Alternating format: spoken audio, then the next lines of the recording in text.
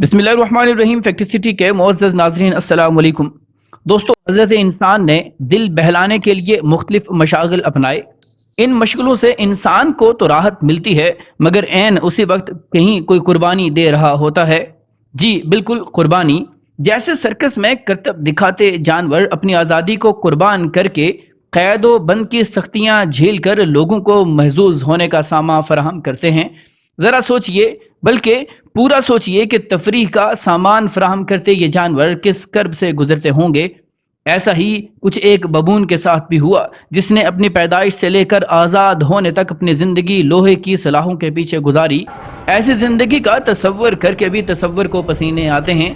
ہماری آج کی کہانی کے مرکزی کردار کا نام ٹیلن ہے، جس کی زندگی دل بہلانے والے کسی کھلونے سے کم نہ تھی۔ ٹیلن سرکس میں تناؤ بھری زندگی گزار رہا تھا۔ اگرچہ زیادہ تر لوگ یہ سوچتے ہیں کہ سرکس بہت اچھا ہوتا ہے، مگر چیزیں ہمیشہ وہ نہیں ہوتی جو نظر آ رہی ہوتی ہیں۔ ٹیلن کے گلے کی زنجیر ہی سب بتا دیتی ہے کہ سرکس کا ماحول کیسا ہوتا ہوگا۔ 17 سال ایک چھوٹے سے پنجرے میں بند رہنے کے بعد آخرکار اس ببون کو بچا لیا گیا۔ جس گروپ نے ٹیلن کو بچایا وہ ADI یعنی اینیمل ڈیفنس انٹرنیشنل کہلاتا ہے، اور یہ وہی گروپ ہے جس نے ببون کے گلے کی زنجیر کو کاٹا۔ اس گروپ کا کہنا تھا کہ ٹیلن بہت افسردہ تھا۔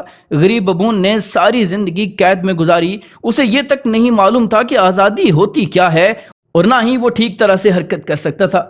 انہوں نے جب دیکھا کہ ٹیلن حرکت نہیں کر پا رہا تو انہوں نے ڈاکٹر کو بلایا، مگر ڈاکٹر نے ٹیلن کے بارے میں جو کہا سن کر انسانیت بھی شرما جاتی ہے۔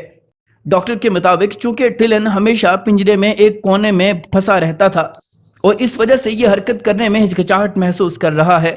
ٹیلن نہ صرف جسمانی طور پر کمزور تھا بلکہ نفسیاتی طور پر بھی وہ کافی ڈسٹرب تھا۔ ڈاکٹرز کے مطابق ٹیلن جذباتی طور پر دباؤ میں ہے۔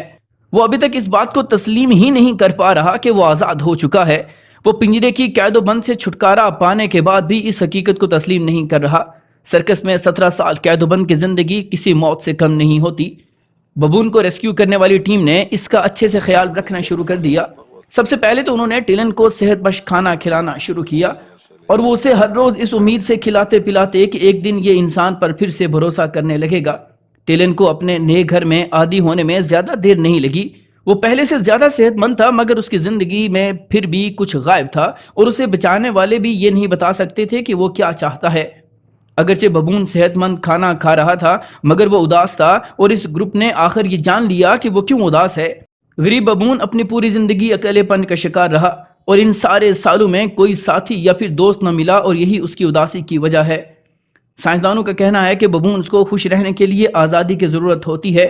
یہ جانور درختوں پر چڑھنا اور دن بھر جنگلوں میں بھاگنا پسند کرتے ہیں، اس لیے ان لوگوں کو معلوم ہو گیا کہ اس ببون کو بھی ایک ساتھی کی ضرورت ہے، مگر اس کے لیے ساتھی تلاش کرنا بھی کوئی آسان کام نہیں تھا۔ خوش قسمتی سے ایک اینیمل ریسکیورز نے ایک فیمیل ببون کو ریسکیو کیا، جس کا نام ٹینا تھا۔ ٹینا کی زندگی بھی ٹیلن کی طرح ہی گزری تھی، اور ریسکیورز جانتے تھے کہ ٹینا اور ٹیلن ایک دوسرے کے لیے پرفیکٹ میچ ہوں گے۔ ٹیلن اور ٹینا کو جب ایک ساتھ چھوڑا گیا تو دونوں پہلے ایک دوسرے کو حیرانگی سے دیکھتے رہے، مگر آہستہ آہستہ ایک دوسرے کے قریب آنے لگے اور ساتھ کھیلنے کودنے لگے۔ ٹیلن اکثر ٹینا کے ساتھ رہتا اور اس کے بغیر بالکل اداس ہو جایا کرتا تھا۔ دوستو، تنہائی اور پھر قید و بند کی تنہائی زہر قاتل ہے، جو زندگی کے حسن کو ماند کرنے کے ساتھ ساتھ اس قدر بھدا بنا دیتی ہے کہ خود سے خود ہی خوف آنے لگتا ہے۔ ویڈیو پسند آنے کی صورت میں لائک، شیئر اور کمنٹ کر کے اپنی آراء سے ہمیں ضرور آگاہ کیجیے گا۔ ملتے ہیں اگلی ویڈیو میں کسی نئے ٹاپک کے ساتھ، تب تک اپنا اور اپنے سے منسلک تمام لوگوں کا خوب خیال رکھیے گا۔ فی امان اللہ۔